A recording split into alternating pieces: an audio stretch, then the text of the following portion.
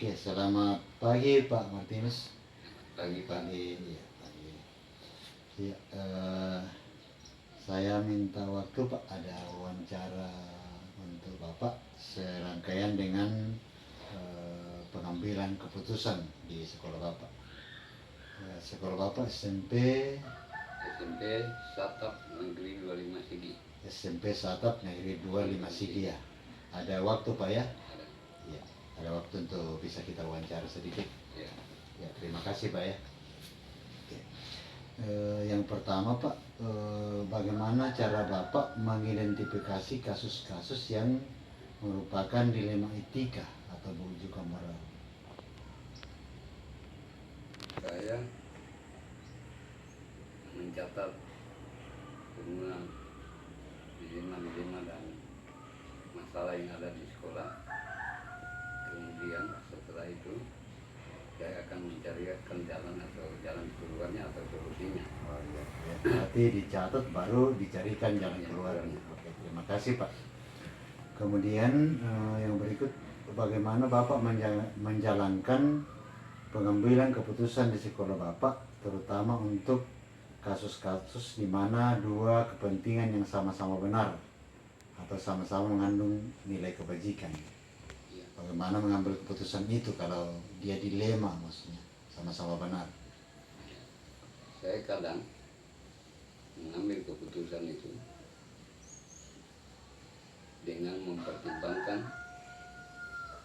resiko yang lebih kurang. Berarti resiko kurang Pak ya? Resiko yang misalnya dua-duanya benar, Ya. tetapi saya pertimbangkan ketika mungkin dari dilema A dan B tadi, mana resikonya yang paling kurang. Oh, mempertimbangkan resiko, Ya. resiko dari pengambilan itu ya. Terima kasih Pak. Kemudian yang berikut Pak, langkah-langkah prosedur yang biasa Bapak lakukan selama ini, prosedur dalam menentukan keputusan itu. Dalam menentukan keputusan kadang setelah saya pertimbangkan itu kadang saya ajukan ke atasan, paling kurang ke pengawas atau ke dinas, sehingga ketika saya mengambil keputusan itu tidak salah, karena kadang itu ada aturan yang bertentangan dengan keputusan yang saya ambil, sehingga saya kadang mempertimbangkan itu dan mengkoordinasikan ke atasan saya. Iya.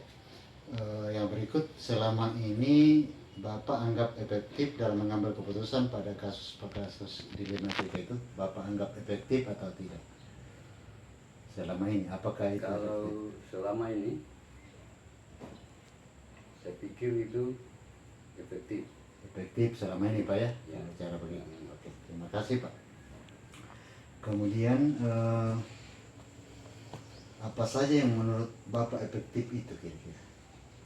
Artinya efektif yang sampai saya katakan itu efektif karena selama ini ketika saya mengambil keputusan itu tidak ada yang dirugikan, dan semuanya bisa berjalan dengan baik. Misalnya dalam hal apa ya? Artinya dalam hal ketika ada mungkin kasus berupa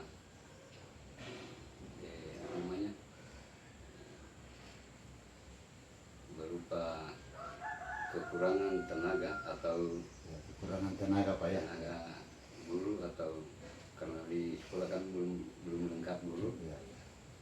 sehingga kadang saya koordinasi dengan guru-guru mata pelajaran lain. Koordinasinya ke atasan tadi. Ya. Dan itu efektif Pak ya? Ya. Dalam hal perekrutan guru honor yang tidak diperkenankan tapi juga dibutuhkan juga. Ya, jadi itu yang Bapak anggap efektif ya untuk ke prosedur atasan. Ya. Kemudian apa saja yang merupakan tantangan dalam mengambil keputusan dari kasus-kasus tersebut? Apa tantangannya mungkin? Ya. Kadang tantangan yang Rabi itu ketika saya mengambil keputusan itu biasanya berkaitan dengan apa namanya ini, berkaitan dengan waktu ya. ya. Tantangannya waktu ya. Terus tantangan dari mungkin orang lain. Tantangan dari orang lain kadang memang biasanya ada ketika saya mengambil keputusan biasa ada dari pihak-pihak lain yang mengaruhi keputusan itu. Memprotes keputusan itu. Protes. Oh, iya. Oke Pak ya. Jadi yang pasti mengambil keputusan itu ada tantangan Pak ya. Tantangan. Kemudian apakah Bapak memiliki jadwal tertentu untuk menyelesaikan kasus-kasus dilema di sekolah Bapak? Maksudnya Ada jadwal atau misalnya dijadwalkan untuk membuat penanganan kasus-kasus itu, misalnya diselesaikan di tempat mana atau di dalam bentuk apa Bapak menyelesaikan? artinya begini, kalau ada masalah di sekolah atau kasus, memang kita siapkan waktu khusus. Artinya mengapa kita siapkan waktu khusus? Supaya dalam menyelesaikan persoalan itu kita tidak kita bisa fokus. Sebab kalau kita tidak siapkan waktu yang baik, bisa jadi nanti kebijakan yang kita ambil itu tidak sesuai dengan harapan. Sehingga kadang ketika ada masalah, biasanya kita rencanakan bersama dengan teman-teman. Berarti setiap ada kasus atau dilema itu Bapak menyiapkan jadwal ya, atau waktu untuk menyelesaikan kasus itu. Oke. Artinya sebelum kita siapkan waktu, kita koordinasi dengan teman-teman. Koordinasi dengan teman-temannya. Ada mungkin solusi dari mereka, bisa kalau memang masuk akal bisa kita terima. Oke, yang berikut Pak,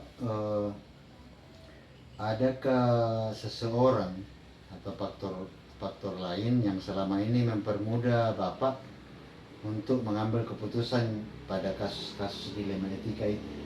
Adakah seseorang atau yang bisa membantu Bapak? Adakah yang membantu Bapak dalam menyelesaikan persoalan itu? Artinya selama ini belum ada seseorang yang bisa membantu, tetapi kadang kalau memang itu dilema yang sulit, biasa saya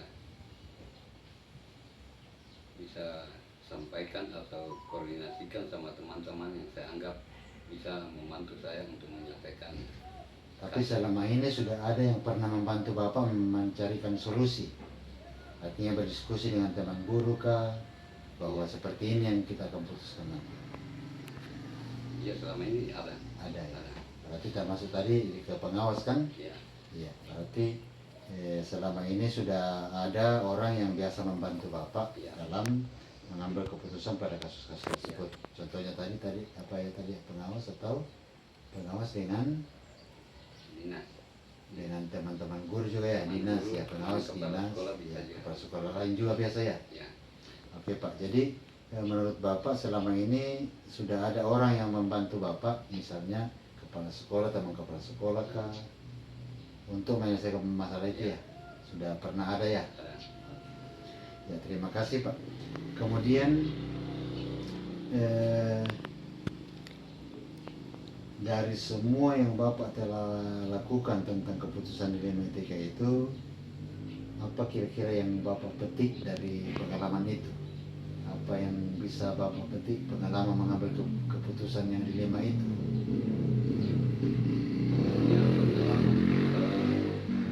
pengalaman yang saya rasakan ketika saya mengambil keputusan itu, saya yakin bahwa keputusan yang saya ambil itu tidak merugikan sepihak, karena sudah pernah ada terjadi dan memang sampai pada akhirnya yang bersangkutan mengatakan bahwa dia berterima kasih seandainya dia tidak memang pada awalnya dia tidak terima keputusan saya, tetapi setelah dia jalani keputusan itu,